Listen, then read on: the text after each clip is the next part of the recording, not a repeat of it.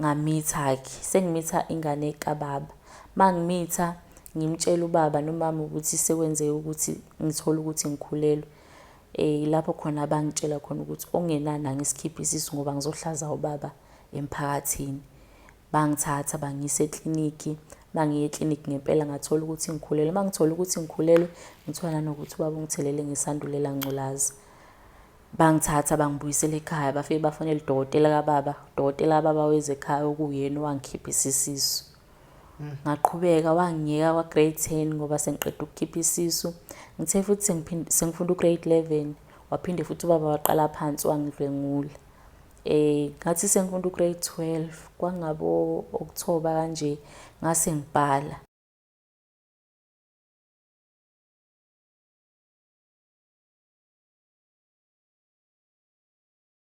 Be-offerisha usizo lokhu asuke kufuna umuntu la. I-channel yethu ikhombisa ukuba usizo kakhulu emphakathini. Ziningi izinto esenizenzile abantu abafika la. Siyabonga. Ngiphethe usizo semncane oneminyaka nje ongaphansi ko-25 but izinto asedlule kuzo ngisho abanye abantu abaphila beze bedlule kulomhlaba engazange babhekane nazo.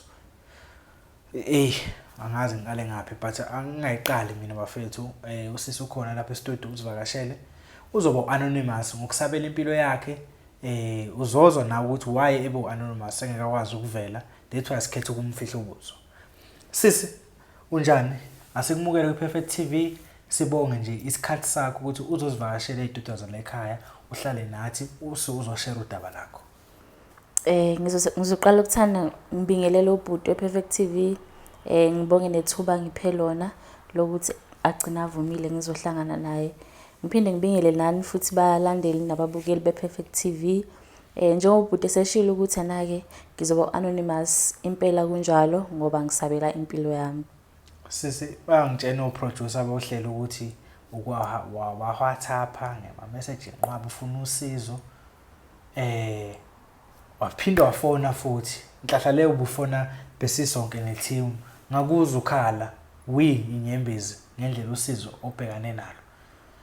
Kwenzakalani sisi? Nababukeli be-Perfect TV nabalandeli bohlelo lethu bafuna ukwazi ukuthi usiso semncane kudliwa yini, kwenzakalani, yini lesimkhalisayo, yini la ibhalele.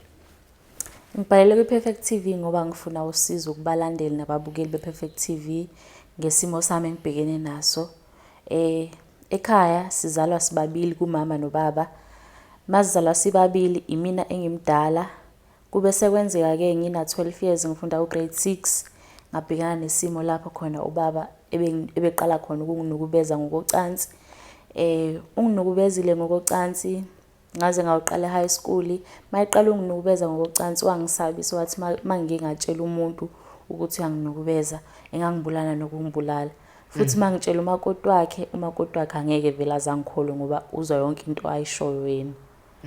Ngiyakuzwa sisi ukunukubeze kwa grade bani? Uqale kwa grade 6 ukunukubeza. Kwa grade 6 wazofika high school. Angifuni ujampe kakhulu ngifuna usichazele ukuthi ngiyazi ngakubuyiseli ngomunye nosizi. Kwenzakalani mawuthi uyakhumbula ngo-day 1 nje qala ukunukubeza ngokocansi? Ubaba eqala ukunukubeza ngokocansi ngosuku lokuqala. Sasisele sisobabili ekhaya.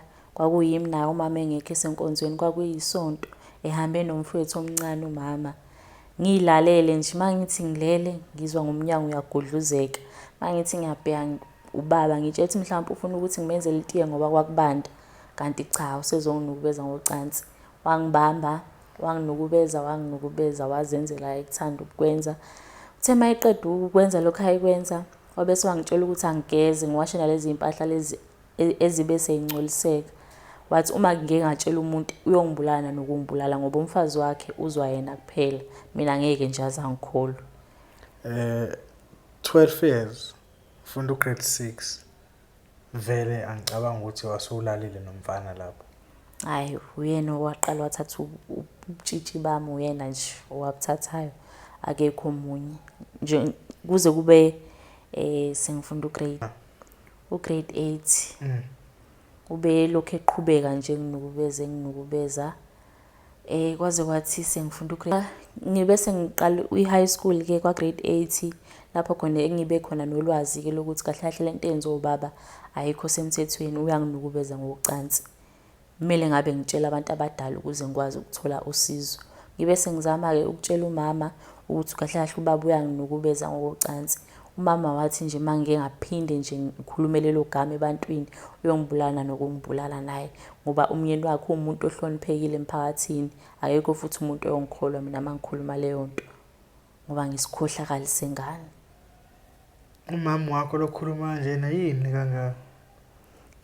Umama aze akhulume kanjalo ingoba yena ube umfazi ngathini ngabeka kanjani, ube u-housewife, ubengasebenzi umama, yonke into ubeyicela kubaba, yonke into ayenzayo wenzela ubaba. Ubaba uwumuntu osomabhizinisi ohloniphekile emphakathini, nasenkonzweni uyahlonishwa. Kangokuba mina mangingasho into vele akekho umuntu ongikholwa, ngoba ubaba uwumuntu ohlonishwayo futhi owenzela umphakathi izinto ezinhle. And then umama akenzanga lutho uthathe inyathelo. Hayi cha, Ubaba njalo lesikhathi from grade 6 uyaqhubeka yonke leminyaka yakudlungula. umama azange enze lutho ngalolu daba lolu. Ubaba belokhu eqhubeka nje endlwengula, eqhubeka endlwengula kangangokuba ngithe masengena esikhathini, mangisho ukuthi baba sengena esikhathini ngoba senginalo ulwazi lokuthi umuntu osoke sengena esikhathini engamitha nanokumitha, kodwa ubaba waqhubeka wangidlwengula ngisho kunjalo. Ngathi sengifunda ugrade 10 ngamitha-ke, sengimitha ingane kababa. Mangimitha ngimtshela ubaba nomama ukuthi sekwenzeke ukuthi ngithole ukuthi ngikhulelwe. Lapho khona abangitshela khona ukuthi ongenani angisikhiphe isisu ngoba ngizohlaza ubaba emphakathini. Bangithatha bangisa ekliniki, mangiye ekliniki ngempela ngathola ukuthi ngikhulelwe. Mangithola ukuthi ngikhulelwe ngithola nanokuthi ubaba ungithelele ngesandulela ngculaza. Bangithatha bangibuyisela ekhaya, bafike bafonela udokotela kababa, udokotela kababa weze ekhaya okuyena owangikhipha isisu. Ngaqhubeka wangiyeka kwa grade 10 ngoba sengiqeda ukukhipha isisu. Ngithe futhi sengifunda ugrade 11 waphinde futhi ubaba waqala phansi wangidlwengula. Ngathi sengifunda ugrade 12 kwangabo October kanje ngase ngibhala, ngathola ukuthi futhi sengiphinde ngakhulelwa. Mangithola ukuthi ngiphinde ngakhulelwa, ngabe sengifuna ukuyigcina ingane yami le ngoba ngangazi ukuthi ayinacala, ngabafihlela ekhaya. Mangithola ukuthi ngikhulelwe futhi sengine stress sokuthi ngibhalela umatric, nesandulela ngculaza, sengiphinde ngakhulelwa futhi lapho kwenzeka khona imiscarriage. Ngahlala ngaqedela ukubhala ngoba kwakunzima kunjalo. Ngaqedela ukubhala, mangiqeda ukubhala ngabaleka. Ngibaleka nomunye umfana nje engase ngithandana naye, nami ngithi uyangithanda phela. Sibaleka siphikelele eThekwini ngoba usizi lami wayeselazi. Ngase ngimtshele konke okwenzakala ekhaya. Wathi ngcono ngoba nakusengiqeda ukubhala okungenani sihambe siye eThekwini ngithi kuyoshaya umoya. Ngihlalile-ke nalo bhuti ngalinda imiphumela yami yakumatikuletsheni. NgoJanuwari ngathola ukuthi ngiphasile noma ngingaphasanga kahle, kodwa ngakwazi ukuthola idiploma. Ngahlala nalo bhuti waze waqala-ke naye manje naye esengihlukumeza, enkolotela ngokuthi vele nasekhaya bengenziwa lento kodwa ngingasho lutho. Ngagcine ngaze ngabaleka futhi kulo bhuti. Mangibaleka kulo bhuti inhlanhla leyo, umngani wami khona umngani wami wayezofuna isikole eThekwini, wasithola-ke isikole. Ngabe sengicela ukuhlala kuye-ke eRes lapha ehlala khona, kodwa akwazange kungihlalisa ngoba kwaku-street kunemithetho lapha. Iy'vakashi zayingavumelekile ukuthi ihlale iy'nsuku ey'ntathu kuya phezulu. Osukwini lesithathu ngayibonela ukuthi ngenza njani. Mangiyibonela ukuthi ngenze njani, ngathi ngisayihambela nje eduze komgwaqo ngidla usizo lami, kwaqhamuka nje omunye umlungu owesifazane owangisizayo. Ngamchazela lonke-ke naye udaba lami, wabese wangithatha ngaqala ngamsebenzela ekhishini. Noma-ke isimo singagcinanga sesisihle ngoba ubengasangiphathi kahle naye. Ngabe sengiza ngapha koGoli ngizozama amatoho. Ngangizama amatoho ngathola imali ngabuyela ekhaya ngawulanda isitifiketi sami saka-matric. Namanje ngiyayizamela nje ngihamba ngibamba lapho kubanjwa khona. Akuhambi kahle. Manje ngicela-ke abalaleli mawukuthi bengaba nalo usizo bangisize. Ubuyela kanjani ekhaya uyolanda isitifiketi? Angibuyelanga ngqo ekhaya. Kodwa ngabuyela esontweni. Kunomamfundisi owasesontweni obengithanda. Ngathi mangifika nje ngangikade ngifonele yena ngasho ukuthi ngicela ukufikela wakhe ngizothatha isitifiketi sami saka-matric bese ngibuyele emuva. Angihlalanga, ngafika nje namhlanje ngathi isitifiketi ngakusasa ngaya indlela khona ngakusasa futhi. Angizange ngize ngihlala, bangibonanga nasekhaya ukuthi bengikade ngifikile. Ngiyathemba noma umfundisi akazange batshela ukuthi bengikhona ngoba angifuni babazi ukuthi ngikuphi. And then khathi weqa ekhaya uhamba emva ka-matric neqa nomfana, abazami ukuku-trace? Abazange bezami. Ngicabanga ukuthi nje babengenandaba nami nanokuthi bona bajabula ukuthi isilingo noma isiqalekiso sesisukile empilweni zabo. Angisezukwazi uku-expose ubaba ukuthi ubaba benginukubeza. Abazange nje beze bebenandaba nami. Shuthi njengamanje kahle waba ne-abortion, waba ne-miscarriage, Yebo kwenza. HIV positive. Impela kunjalo. Manje uyasho ukuthi impilo ayikho lula. Into ofisa ukuthi nje ungakutholela umsebenzi. Impilo ayikho lula, angifuni ukuqamba amanga ngoba kule madlana encane engitholayo kumele ngikhokhele umkhukhu wami, ngikwazi ukufihla ikhanda, ngingahlala emgwaqeni.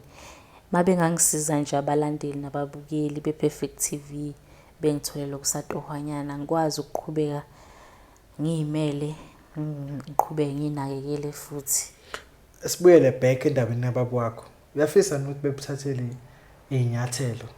Ngiyafisa ukuthi baba bemthathele izinyathelo, ngithole justice nami ngoba njoba mina ngingasekho okusho ukuthi izingane zasemphakathini zisengcupheni because ubaba unesitolo. Isikhathini esiningi utholakala esitolo. Engayinika amaswidi eheha ngamaswidi ebese yayidlwengula. Mase idlwengulile futhi angeke beze beyikholwe lezo izingane ezincane ngoba umuntu ohloniphekile nothembekileyo. Uma umbuka nje umuntu nje ongathi nje awukwazi wahlonipheka ubaba, siyamethemba futhi nje zonke izinto azenzayo wenza izinto eziright. Kanti cha, impilo imbathi isikhumbo semvu. And then shuthi wena una relationship nje nefamily yakho? Hayi, angina relationship futhi ngiyajabula. Awuna family? Angina family nje, ngiyimele nje. Yimi ngedwa nje. Bafethu, niyezwa usisi usemncane isitori sakhe udlenguliwe ubaba wakhe. Wamenzisa i-abortion mase mmethisile ubaba wakhe. Waphinda futhi wammethisa okwesibili emva kwe-abortion. Ngenxa ye-stress sakhe ukuthi usemncane, u-HIV positive, waba ne-miscarriage. But ngokukhombisa uyambona ukuthi umntwana obright, usisi obright esikoleni, wakwazi ukuphasa ngediploma emva kweyonke into ayibhekane nayo. Bafethu, into esicelayo uma unomsebenzi ukhona la eGoli njengamanje ngokuhlala. But I think manginomsebenzi ngenza noma ikuphi. Umsebenzi sengadepend ukuthi indawo kanjani. Asifuni ke bafethu osomathuba. That's why la escreenini inamba ekhona yePerfect TV. Mawuzofona ukuthi ufuna uku-offerisha usizo, uqala ukhulume nethimba lePerfect TV because asifuni omunye azothatha advantage yakhe futhi uthathe usisi umhambise mhlawumbe le empangeni, kanti empangeni nawe ufuna ukumnukubeza. Asifuni ukuthi sifuna soqala sithole yonke into yakho ukuthi iqondile and then mayiqondile sodlulisa. Ukuvula ke ulandela imigomo ethile ubaba afuneka ajeze because njengoba esho mhlawumbe amanye amantombazana asemancane uyawadlengula ngokuthi umuntu ohloniphekile ke iyanyathelwa lento le. Bafethu, iPerfect TV usisi uthi nje ucela usizo kini njengoba elana ufuna nina nimlamulele kule nkinga abhekane nayo. Umsebenzi ukhona, umatric ukhona, animzameleni bafethu. But ubaba akajeze bafethu, ayikwazi ingane encane engaka HIV positive silahlelwe lezi ingane eziwu2 already. Nomama ufuneka ajeze naye. Angajezi ubaba kuphela. Angingajezi ubaba kuphela ngoba nomama uyalazi iqiniso and uyo belinyathela kakhulu iqiniso ethi mangike ngakhuluma nje ngoba esikoleni ngenza ukumatric bese ngilinda ngaphandle esangweni. Mangiphuma esikoleni ngiyithele phezulu kwakho ungilindile ethi asambe sekhaya. Bekuyinhloso inhloso yakhe bekuwukuthi ngingakhulumi ngoba besebona ukuthi kahle kahle vele sengiqaqekile ekhanda ngingakhuluma nanoma kumuphi umuntu engihlangana naye. Ingakho bengilinda ngaphandle esangweni ngingasithola nesikhathi sokuthi ngistadishe nabanye abafundi ngoba bengilandwa. Afowethu, Perfect TV, like, usubscribe, ucomment emavidiyweni ethu. Sophinda futhi sikuphathele indaba ezahlukahlukene ezithinta umphefumulo wakho. So until next time. Ba! Away.